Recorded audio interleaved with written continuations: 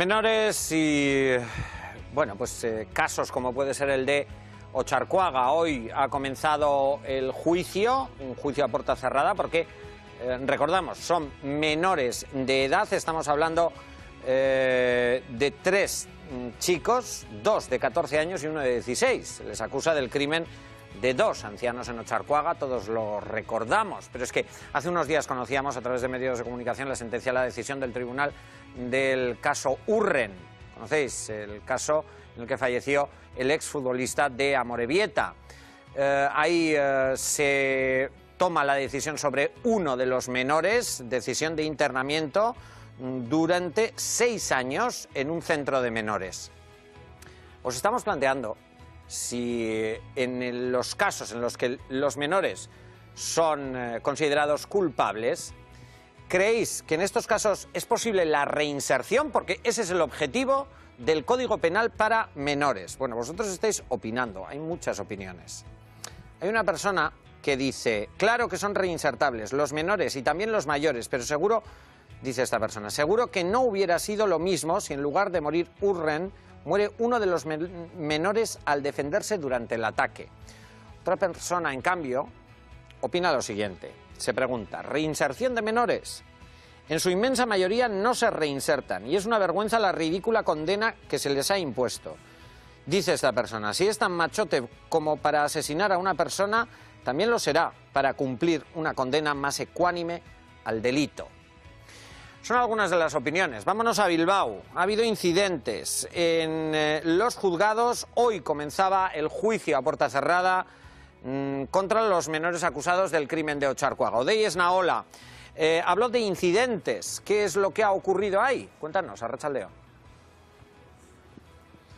Pues durante las 2 horas y media, Claudio, Arratsaldeon, ¿qué tal? Muy buenas tardes, que ha durado la declaración de los 3 acusados. En este mismo punto donde nos encontramos, frente al Palacio de Justicia de la capital vizcaína, se concentraban varios medios de comunicación, medios gráficos, periodistas y también varios familiares de esos acusados. En torno a las 12:30 del mediodía ha salido el tercer acusado, el último en declarar, y aprovechando que un semáforo estaba en rojo, los familiares se han acercado al vehículo donde iba su familiar, el joven de 14 años, con la intención de saludarle. Pues en ese momento se han vivido momentos de tensión, desagradables momentos sin duda para nuestros compañeros gráficos, que tenían como único objetivo relatar a través de sus cámaras de qué manera estaba transcurriendo esta primera jornada del juicio del caso de Ocharcoaga. Lo están viendo, una mujer ha lanzado su zapatilla deportiva a las cámaras, varios agentes de la policía local que estaban de patrulla han tenido incluso que intervenir porque la actitud ha sido realmente violenta por parte de los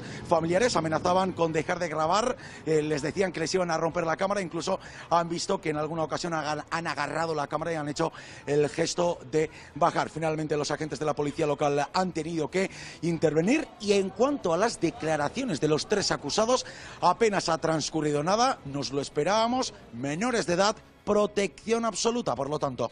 3 menores de edad, 2 de 14 años y 1 de 16. ¿Qué pide la Fiscalía para ellos?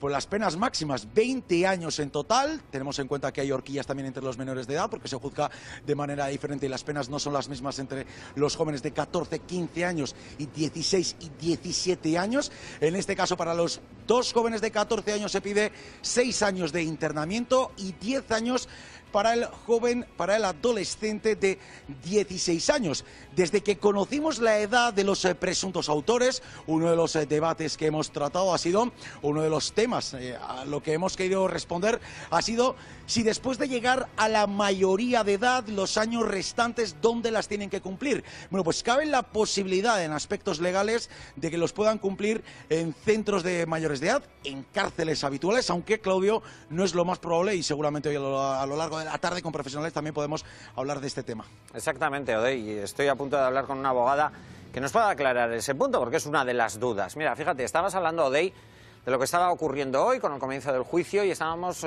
viendo imágenes de lo que ocurrió el 18 de enero. Esa es la fecha. 2 fallecidos, 2 ancianos. Es un hecho y una noticia que aquí lo tratamos, en este programa lo tratamos, y que impactó no solamente en Bilbao, sino a toda la gente de Euskadi, ¿no?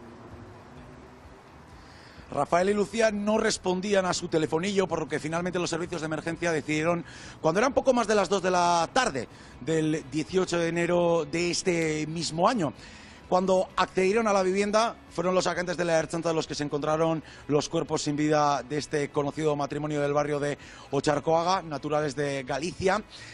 La noticia saltaba a los medios de comunicación cuando eran poco más de las 5 de la tarde y pocos minutos después nosotros, Claudio, arrancábamos el programa informando respecto a esa noticia de última hora. Desde el primer momento, una de las hipótesis que estaba en manos del Departamento de Seguridad fue la de robo con violencia.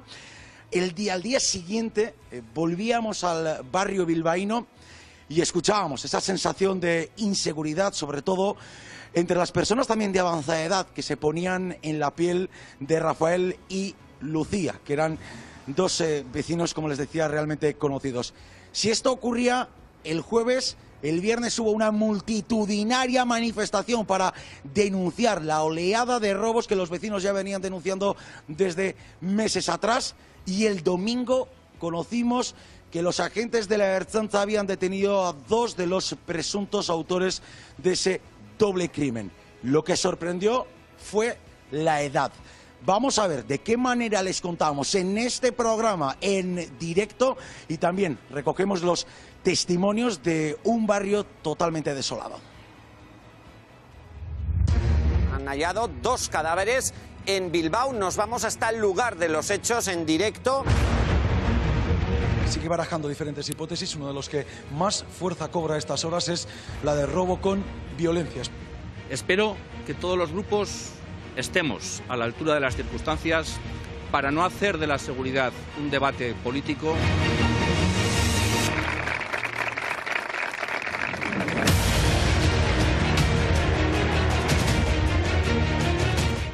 Mis padres tienen miedo de quedarse solos. Miedo, todo el mundo con miedo.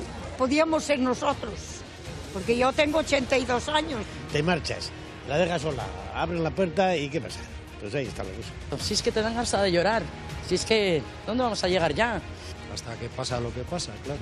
Hace tiempo que es hora de empezar a hacer algo. Que no hay derecho a esto, tío, es que no hay derecho, de verdad. Condenar el doble crimen de Otxarkoaga. El lema que hemos elegido para nuestra pancarta, que es Otxarkoaga no se calla, también se mueve. No queremos más palabras bonitas, ni promesas. Queremos soluciones. Ayer eran detenidos 2 adolescentes de 14 años. 14 años en el límite, por lo tanto, pero la ley sí les alcanza y han tenido que responder ante la justicia. Menudo susto me llevé, majo.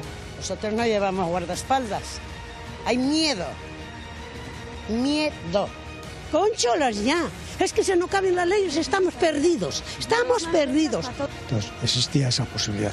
Y esto pues se sale del vaso. No me entra en la cabeza lo que ha ocurrido. La impotencia sobre todo. O sea, que la ley tenía que caer con ellos como si fuesen mayores, porque si hacen cosas de mayores. ¿Cómo nota que está el barrio? ¿Cuáles son las sensaciones? Miedo, muchísimo miedo. Eskerrik asko, Odei, informazioagatik. Siguen llegando vuestras opiniones al 607 19 20 11. La pregunta para abrir el debate es si creéis que estos menores que son considerados culpables pueden llegar a reinsertarse. Sigo viendo cómo estáis escribiendo. Gracias por vuestra participación. Nos vamos en directo a Bilbao. Olga Rodríguez es abogada de Iuris, Estudio Jurídico Bilbao. Olga, arratsaldeon, 3 acusados en este juicio, 3 menores, 2 de 14 años y 1 de 16. ¿Por qué la Fiscalía pide penas diferentes para unos y otros? Arrastillón, Claudio, buenas tardes. Porque la ley de responsabilidad penal del menor establece esa diferencia. No es lo mismo la pena que se impone a un menor de 14 o 15 que a un menor de 16 o 17 años. Entonces, por imperativo legal, la Fiscalía, que parece que está pidiendo ya las penas más altas, pues es a lo máximo que se puede aspirar aplicando la normativa como está ahora mismo. Cuando se habla de internamiento, nos estamos refiriendo a un régimen cerrado, en el caso de que sean considerados culpables y reciban esas medidas, ¿no? Es decir, estos menores entrarían en un centro de menores, en un centro penitenciario, centro, no sé cómo se llama. Es un centro de régimen cerrado en el que hay, no perdáis de vista que las penas que se imponen no son penas como para los mayores de edad, sino que estamos hablando de medidas educativas, sí, de reinserción, ¿no? Entonces se les integra dentro de esos centros para intentar que haya esa reinserción social y que haya ese aprendizaje sobre lo que han cometido, pues que no es lo correcto y que puedan reinsertarse en la sociedad. Olga, pero quiero especificar, pero son recluidos en un centro. Cuando hablamos de régimen, lo digo para que quede claro, ¿no? Sí, sí. O sea, como en un mayor de edad, entra en un centro penitenciario y es recluido. O sea, no puede salir. Recluido, no, salvo con diferentes permisos para asimilarlo, con los mayores de edad, y que cada tiempo se revisa esa situación de permanencia en el centro y podría revisarse ese grado de internamiento en régimen cerrado a un semiabierto o un abierto si su proyección educativa es favorable y si se ve que, bueno, que van en la buena dirección, por decirlo de alguna manera. Es que es muy específico, son menores de edad y no es la misma norma que para los mayores. Y tanto, y hay muchas diferencias. Olga, gracias por estar con nosotros. Sigue acompañándonos, por favor.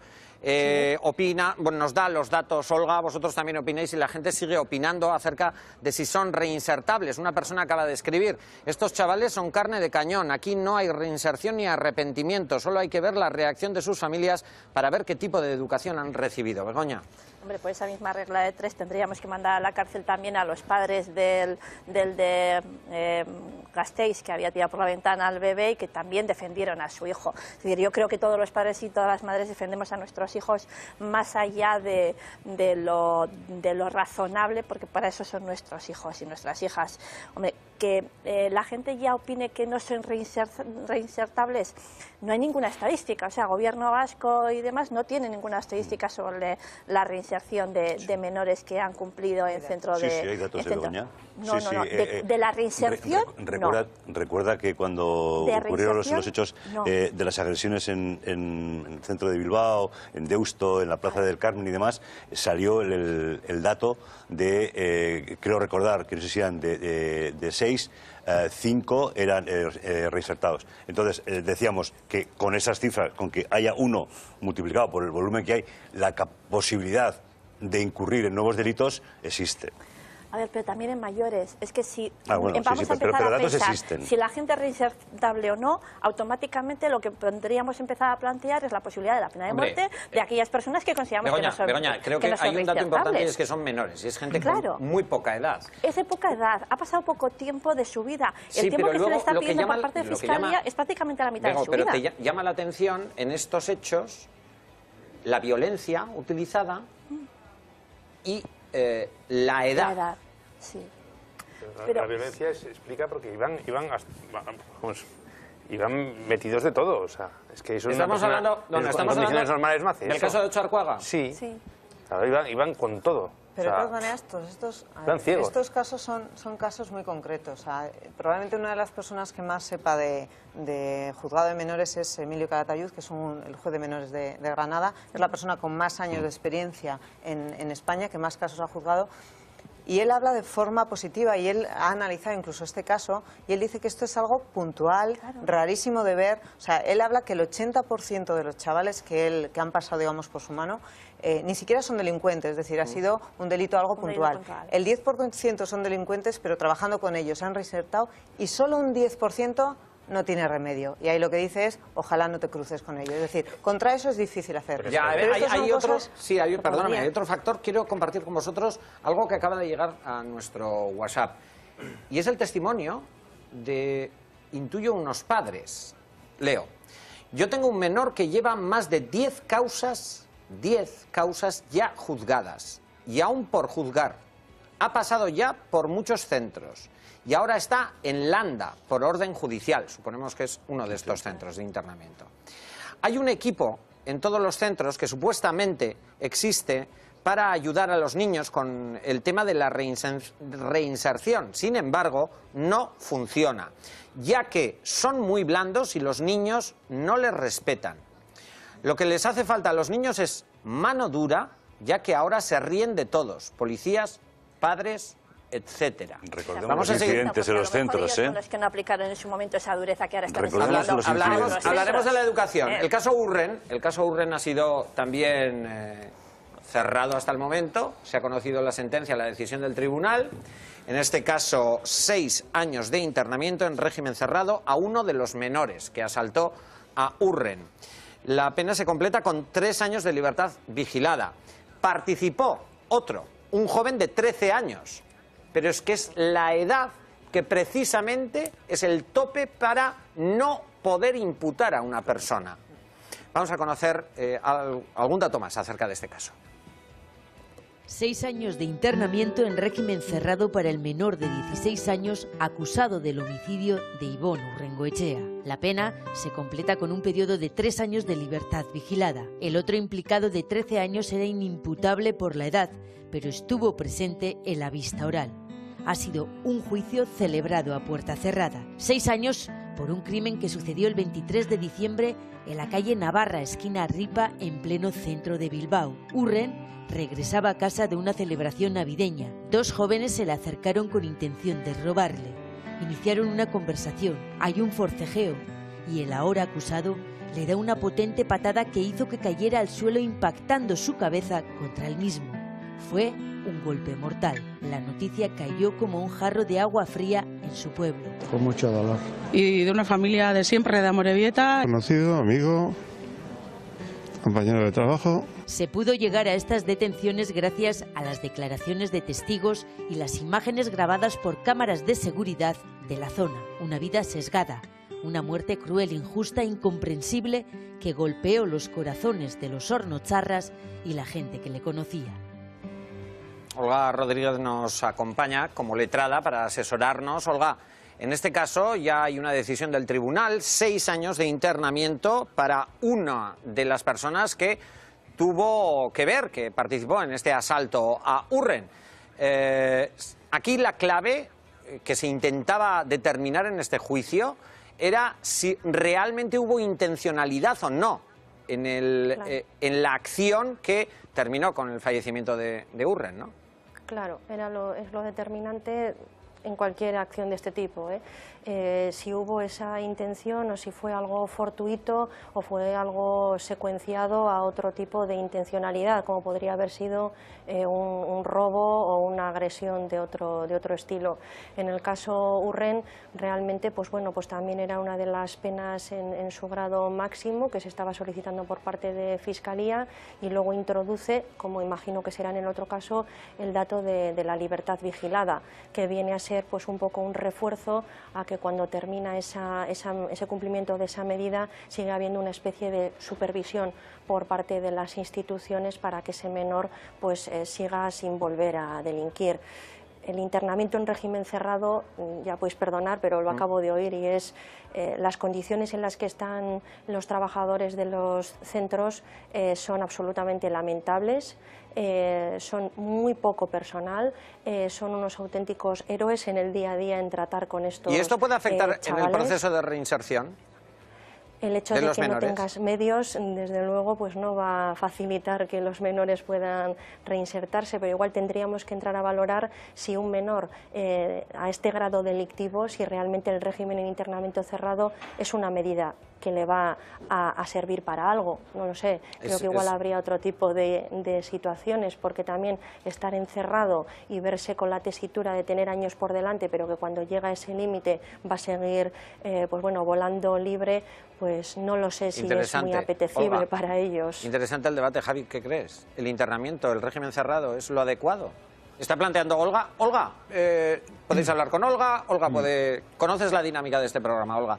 Javi, ¿qué piensas? No, que a mí la reinserción como fin último me parece perfecto, y todos mencionamos siempre la reinserción, y si hay menores, pues todavía tiene más lógica, pero ante un hecho de estas características, yo lo siento, que a lo mejor soy muy facha, pero antes que en la reinserción, pensando que es posible, pienso en la responsabilidad y en la pena que tienes que cumplir por haber hecho algo que no deberías haber hecho, especialmente si ese algo es tan grave pues como matar a una persona o, como en el caso de Otxarkoaga, matar a 2. Y a partir de ahí ya me pongo en el otro escenario. Pero lo primero, creo que la sociedad tiene derecho a que durante un tiempo le separen a personas, da igual la edad que tengan, que puedan ser peligrosas, y sobre todo creo que todos asumimos en este Y en algunos casos lo tenemos muy claro, ¿no? En el caso de la manada todos tenemos no pensamos en la reinserción de la manada, pensamos en que paguen lo que hicieron. Y luego, si dentro de X resulta que pueden ser reinsertables, que lo sean. Y en el caso de los menores, yo lo primero en lo que pienso, sean menores o no sean menores... ¿En lo punitivo? En lo punitivo, yo sí... ¿Pero 10 años te parecen poco? La ley es 10 años en una cárcel de menores. Frente a toda la vida, sí. Ah, bueno, entonces cadena perpetua. No. Entonces cadena perpetua. Cadena perpetua. Que frente a toda la vida, no. Es que yo no sé por qué las personas más justicialistas son tan poco justas con las víctimas. ¿Pero por qué? ¿Por qué la justicia? Termina, Javi. ¿Por qué resolvemos la cuestión de las víctimas en un... Pobrecitos, es lamentable. No, pero ¿por qué la justicia... Fuyando contesta. ¿Por qué la justicia con la víctima tiene que ser la venganza? ¿Por qué la justicia hay que entenderlo como una venganza y de que esa gente se pudra en la cárcel? El tema es... Fuyando, una cosa, lo que acaba de plantear Javi, ¿te parece venganza? ¿Y te vale para la manada? Te pregunto. A mí me parece que lo está planteando en términos de... Yo lo estoy interpretando así. ¿Te vale para el prenda? En el caso de... Pero es que, a ver, el tema es que para el prenda o para estos chavales, el sistema judicial tiene un fin. Igual no tiene que tener ese fin, pero es la de reinserción. Pero es que es la reinserción. Lo que pasa es que el prenda, la reinserción, la va a hacer una cárcel de mayores y estos chavales, este chaval de 16 años, lo va a hacer una cárcel de menores. Pero se va a pasar 10 años en la cárcel. Violeta quería hablar. Es una cárcel de menores, perdón. Sí, pero es que no es una cárcel de menores. A ver, yo creo que maticemos, porque es que a este señor no le llevan, a este chico no le llevan esposado y va a tener un régimen de pero va a estar encerrado, va a estar encerrado. Olga, ¿puedes intervenir? Perdona con el concepto de encerrado. Uy, pues a ver. Señores, hasta que plantea y Olga también contesta. Esta persona, ojalá no, pero mañana es capaz de incendiar perfectamente gran parte del edificio del centro de internamiento, como ha ocurrido muchas veces. Begoña, sí, este chaval lo puede hacer en una cárcel. A ver, tú no vas a... Vamos a ver. No, Begoña, por favor, para que la gente os oiga. Es necesario un orden. Te voy a dar la palabra. Olga, ¿estás de acuerdo? Un centro de internamiento de menores no es un centro penitenciario. Claro, un centro de internamiento de menores es un centro en el que viven, en el que tienen una relación muy estrecha y muy permanente con los educadores, y en el que hay unas normas de convivencia que no son las de un centro penitenciario, pero ni por asomo. O sea, es una circunstancia que no tiene nada que ver. Begoña, vamos perdóname, Olga. Begoña. Creo que Gastaca no hace la diferencia entre un centro de menores de los de Diputación, de niños acogidos, y un centro de menores de cumplimiento de medidas judiciales. En un caso de un internamiento en régimen cerrado, los que vigilan son funcionarios públicos similares a los de prisiones. Es decir, con su porra y demás. Olga, yo es que he estado dentro de Bayondo. Por eso, que yo creo que estamos completamente de acuerdo tú y yo, que no es lo mismo entrar a Basauri, entiendo, que entrar en un centro de internamiento de menores. Creo que hasta ahí efectivamente hay funcionarios que desde luego cuando hablan y cuando cuentan lo que ven dentro, y que a veces se tienen que encerrar en las instalaciones esperando el cambio de guardia porque pueden ser agredidos en cualquier momento, eso creo que no pasa. Eso creo que no pasa en Basauri. Señores, es por comportamiento de la gente que está en esos centros. Begoña habla. Violeta antes había reaccionado ante las palabras o la opinión que Javier Vizcaíno estaba planteando. Adelante, Violeta. Yo estoy de acuerdo contigo. O sea, yo además soy de endurecer las penas. ¿En menores también? No, en general. Digo, por eso, que el matiz que quiero dar es que aquí estamos hablando de menores. Cuando hablamos de menores, tenemos que tener en cuenta que la responsabilidad es compartida. Es decir, obviamente ellos tienen una parte de responsabilidad y hay otra parte compartida, padres, sociedad y demás, que es más difícil entrar. En la parte que a ellos respecta, yo creo que la ley no es blanda precisamente. Es decir, podemos entrar a discutir si el centro no es tan duro como el de un centro penitenciario. Vale, pues podemos entrar si eso es mejorable. Pero estamos hablando de que a un chaval de 14 años, si comete 1 o 2 asesinatos, puede ir a este centro 10 años. Hay terroristas que, habiendo matado a 20 personas, no cumplen ni 20 ni 30 años en prisión. Lo cual tampoco me parece bien. Claro, por eso, entonces te quiero decir que no estamos ante una ley blanda con los menores, es todo lo contrario, creo que es una ley... Que haya situaciones injustas no hace que otras sean más justas. Pero hay que reinsertar o no hay que reinsertar. Claro que hay que reinsertar. Bueno, vale, es que el tema es si hay que reinsertar o no hay que... Porque yo creo que... Señores, Pedro, me gustaría... Javi, Mercedes, Parcatu. Pedro, ¿hay que reinsertar? ¿No hay que reinsertar? ¿Son reinsertables? Son reinsertables. Es que la sociedad tiene que hacer esa voluntad, tiene que hacer ese propósito. Es que si no, nuestra sociedad se va al garete. O sea, si no somos capaces de entender que una persona menor de edad